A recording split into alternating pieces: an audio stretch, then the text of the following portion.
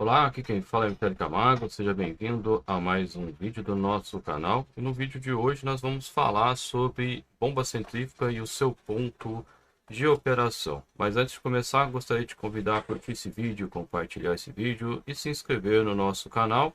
E se os assuntos, lhe interessam e você deseja aprofundar, eu te convido a se tornar membro do nosso canal, que existe bastante material disponíveis para os membros. Bom, sem mais delongas, vamos ao tema do vídeo de hoje, Primeiramente, antes da gente falar do ponto de operação da bomba centrífuga, a gente tem que entender como é que a bomba centrífuga ela funciona. Então, no caso aqui, a bomba ela funciona em função do aumento de velocidades. Existe o chamado princípio de Bernoulli envolvido também no processo. E também nós temos o efeito centrífugo. Vamos entender cada um desses três tópicos. No caso aqui nessa animação da direita, nós temos aqui essas cores, E quanto mais vermelho, maior a velocidade. Então o que acontece? O líquido, quando ele entra na região aqui próximo ao rotor, ele sofre uma aceleração entre a entrada da pá e a saída da pá. Com isso, você tem um aumento de velocidades.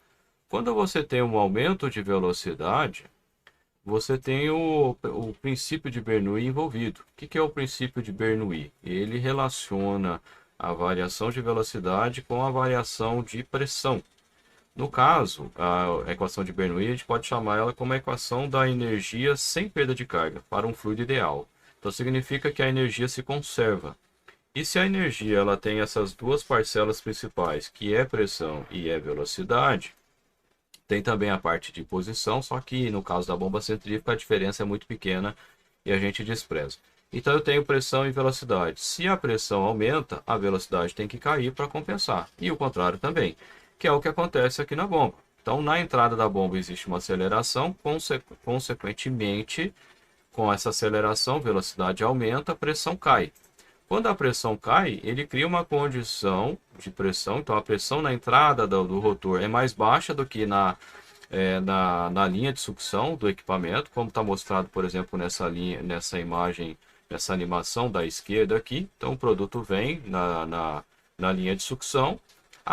Na entrada do rotor eu tenho uma pressão mais baixa. Consequentemente, a pressão aqui antes vai empurrar o produto para dentro da bomba. E depois, quando o produto ele vai atravessando o rotor por efeito centrífugo que eu tenho aqui no caso da rotação, ele vai expulsando esse produto para fora. E à medida que ele vai expulsando, ele vai ganhando energia, porque eu tenho aqui a compensação da energia, da velocidade, no caso tangencial. Quanto maior o diâmetro, maior vai ser a velocidade tangencial. Consequentemente, a velocidade aqui na saída do rotor é maior. O que acontece? O produto ele cai aqui na voluta e sofre uma desaceleração. De novo, o princípio de Bernoulli. Se ele sofre uma desaceleração, significa que a velocidade caiu. Então, se a velocidade caiu, a pressão cai. Existe uma outra animação que eu mostro também, que eu peguei na internet, que mostra isso também, que é a variação de pressão na descarga do equipamento. A gente vê que na voluta veja que fica mais amarelado, então significa que eu tenho pressões mais baixas aqui e depois a pressão aumenta, nesse caso aqui amarelado, significa que a velocidade caiu, então a pressão ela aumentou. Bom, dito isso, a gente tem agora o princípio de funcionamento da bomba centrífuga. E qual é o comportamento da bomba centrífuga, o pessoal às vezes confunde, eles querem fazer cálculo de vazão da bomba centrífuga como se a bomba centrífuga fosse uma bomba volumétrica. Então ele pega lá o diâmetro, quer relacionar o diâmetro de alguma forma com a vazão bombeada. É claro que o tamanho da bomba influencia na vazão bombeada, mas a vazão bombeada não é uma relação direta do diâmetro. Então, é claro, quanto maior o diâmetro, quanto maior o volume do rotor, maior vai ser a vazão bombeada. Mas a vazão que a bomba trabalha pode ser de 0 até o máximo que ela consegue. Então, não é uma relação direta das condições físicas, embora as condições físicas do equipamento estejam relacionados, né? Então, qual é o comportamento da bomba? Quando a gente fala em comportamento da bomba, a gente tem que pensar no chamado campo básico de funcionamento. O que é o campo básico de funcionamento? Como o próprio nome fala, demonstra o funcionamento do equipamento. E chamado campo básico significa que eu tenho várias condições. Qual que é a primeira condição que relaciona, ou quais são as principais características que descreve uma bomba centrífuga? As principais características que nós podemos descrever é a vazão bombeada versus a altura manométrica. Não confunda a altura manométrica com a altura geométrica de elevação. A altura geométrica de elevação é o tanto que eu consigo pegar o produto daqui e jogar para cima. Isso é a altura geométrica de elevação. A altura manométrica da bomba, que é esse H que eu acabei de colocar aqui, ele é a altura de energia, ele é a energia de pressão, tanto que ele está relacionado com o diferencial de pressão que a bomba produz, né? Alguns fabricantes de bomba direcionada para água colocam inclusive esse gráfico em pressão, PSI, em bar, alguma coisa assim, né? De um modo geral, se costuma usar em metros. Então não é metro de coluna de água, é metro de coluna de líquido, que é uma outra coisa também que o pessoal confunde. Então se eu tiver altura manométrica e estou bombeando água de 10 metros, então é a pressão equivalente, a pressão diferencial, né, da bomba, a pressão equivalente a 10 metros de coluna d'água. Se eu tiver um produto, por exemplo, um óleo, que a massa específica é menor, a densidade é menor do que a água, e tiver os mesmos 10 metros, eu vou ter uma pressão diferencial menor. Por quê? Porque a massa específica do óleo, em modo geral, né, depende do óleo, mas na grande maioria, é menor do que a água. Por outro lado, se eu tiver um produto mais pesado que a água, por exemplo, massa específica 1.500 quilos por metro cúbico, os mesmos 10 metros vai gerar pressão diferente. A pressão diferencial diferente. Compatível com o peso de coluna de líquido que esse fluido ele exerce. Então também não confunda, né, a pressão diferencial com metro de coluna d'água. Esse metro aqui não é metro de coluna d'água, é metro de coluna de líquido. Aí você fala assim, mas a bomba ela é testada com água. Sim, ela é testada com água, mas quando eu faço a especificação dela, eu não estou considerando que é água, estou considerando que é outro produto. Ah, mas e aí o que eu faço? Aí por isso tem que fazer correções, né? Que eu já falei isso em outro vídeo, não vou comentar nesse vídeo aqui para não ficar muito longo. Bom, voltando aqui então, eu vou relacionar a vazão e a altura manométrica, e ela depende também da rotação. Então eu vou ter a rotação do equipamento.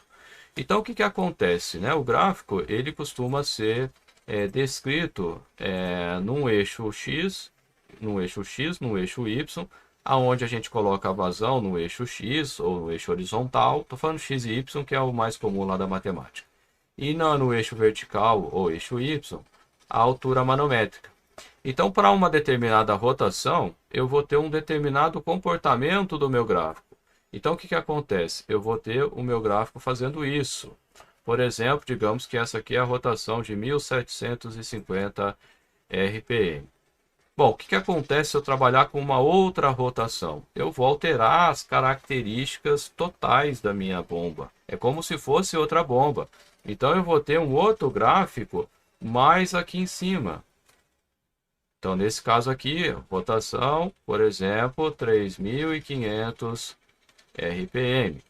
E se a rotação for mais baixa? Aí eu vou ter um gráfico aqui. Então, por exemplo, rotação de 1.100 RPM. Estou chutando aqui mais próximo, né, de estar aqui três pares de polo, 2 pares de polos e um par de polo no caso do motor elétrico. E esses valores aqui diferem bastante, eu só estou colocando aqui como ilustração. Então, quando eu coloco várias curvas para várias rotações, eu tenho o chamado campo básico de funcionamento do equipamento. Eu poderia também relacionar nesse gráfico aqui, eu não vou desenhar, senão vai ficar muito bagunçado, o rendimento da bomba, a potência, eu poderia colocar também o NPSH, e aí quanto mais informações eu coloco, mais completo vai ficando o meu campo básico de funcionamento.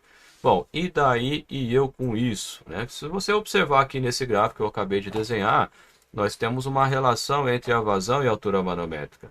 Quanto maior a vazão do equipamento, menor é a altura manométrica. Quanto maior a altura manométrica, menor a vazão.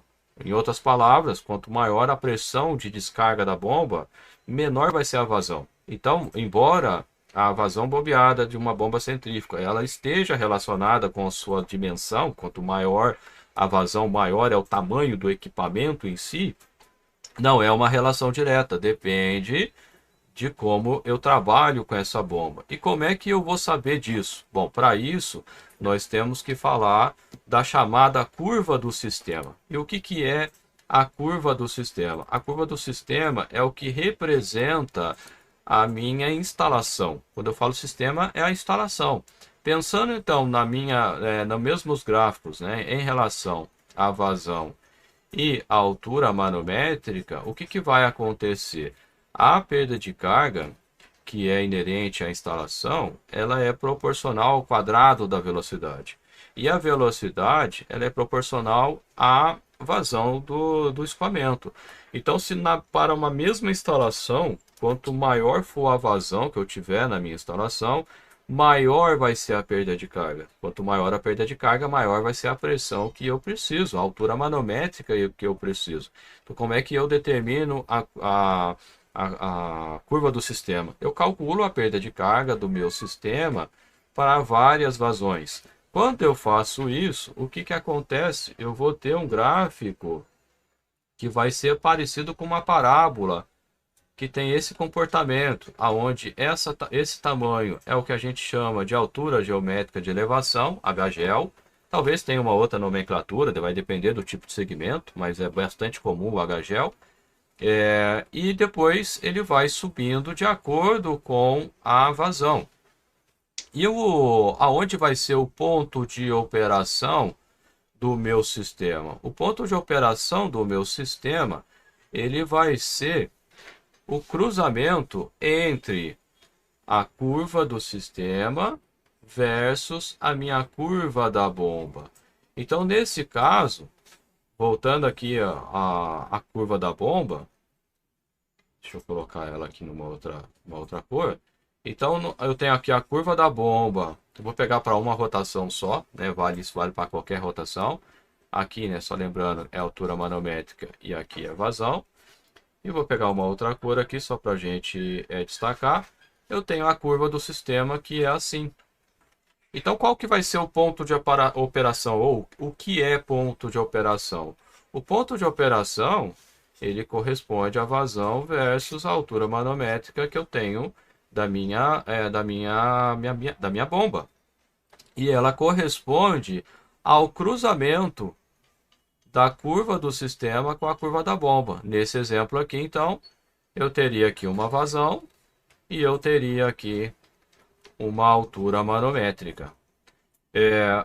E como é que então a bomba ela é especificada, né? Ou como é que eu compro uma bomba? Normalmente, né, o pessoal faz o cálculo e chega para o fabricante ou distribuidor e fala: eu quero uma bomba para vazão de tanto e uma altura manométrica de tanto. Vamos dar um exemplo aqui, né? Digamos que eu tenho uma vazão de 100 metros cúbicos por hora para uma altura manométrica de 50 metros. Eu nem vou colocar MCA, porque vai depender do fluido, eu não estou nem entrando nesse mérito aqui, né?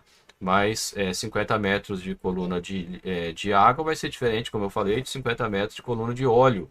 E o que vai impactar isso na especificação do equipamento? Na potência do motor elétrico, né, que vai influenciar na potência hidráulica, e eu falo isso em outros vídeos, depois você dá uma pesquisada aqui no canal, que você vai achar isso aí.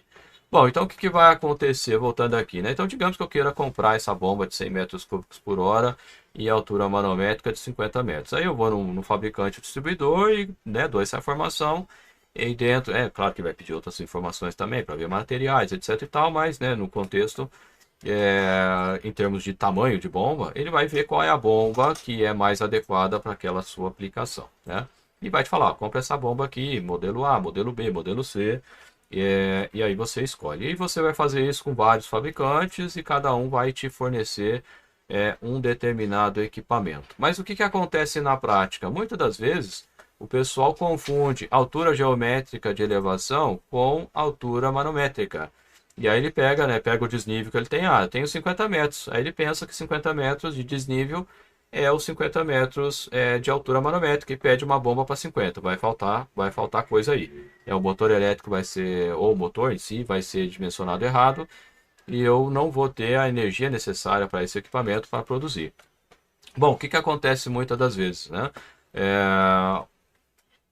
O pessoal faz a especificação da bomba para essa curva do sistema, só que quando ele vai trabalhar, a curva do sistema dele é totalmente diferente dessa curva que ele tem.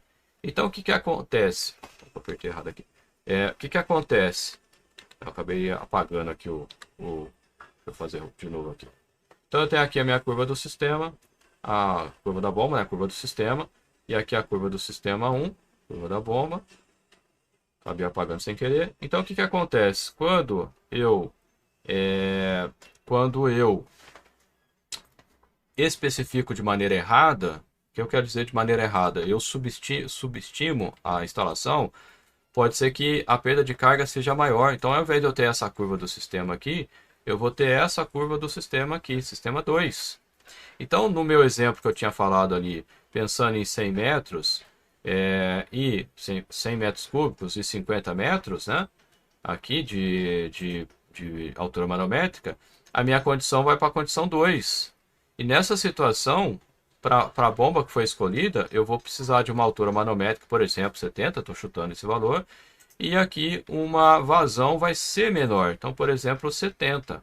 Então, o que acontece com muita frequência?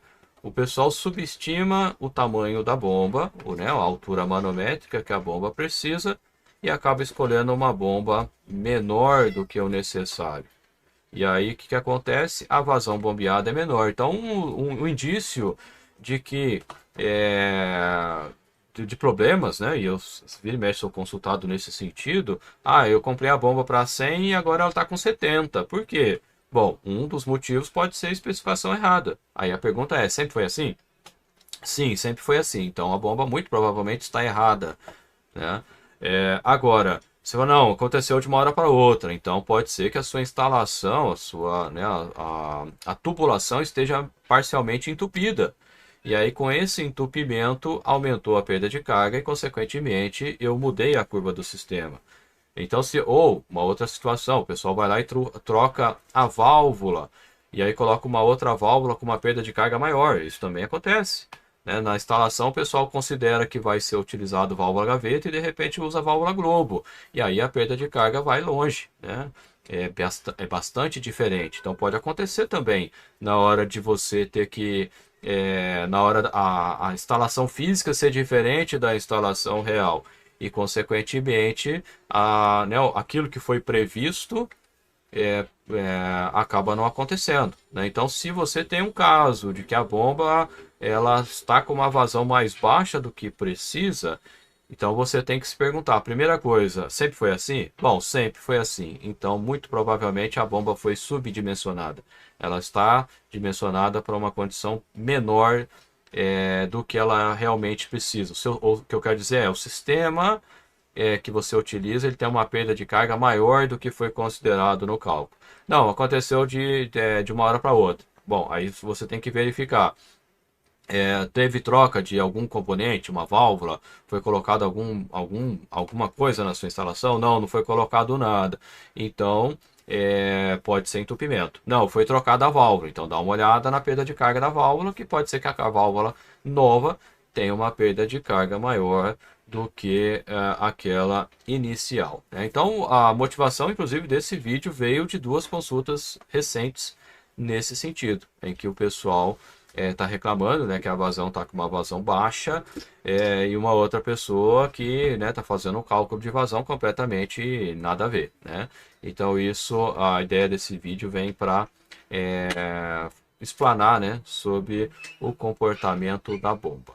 E se você quer aprender mais sobre bomba centrífuga, nós temos dois treinamentos. Um que é o conceitual, bomba centrífuga, concepção, manutenção, operação, onde a gente traz uma visão geral sobre as bombas centrífugas, né? Então são 12, 13 horas, sei lá, de gravação. fora os vídeos extras, que a gente, né, dá uma explanação geral das bombas centrífugas, parte disso que a gente está falando aqui, né? Ou seja, o que a gente está falando aqui é parte do que a gente fala lá no treinamento. E existe o treinamento especificação de bomba centrífuga. Nesse treinamento, a gente aborda como fazer os cálculos que eu acabei de mencionar aqui, né? Então é um problema bastante comum e que traz bastante dor de cabeça para o pessoal, porque muitas das vezes você vai ter que fazer uma substituição de bomba, né? Ou seja, o investimento que foi feito anteriormente se perde porque a bomba está errada, né? E se não trocar a bomba, o que acontece? Vai continuar errado e não vai fazer o que você quer, né? Então fica aí o convite, né? No mais, agradeço pela sua audiência, um abraço e até a próxima oportunidade.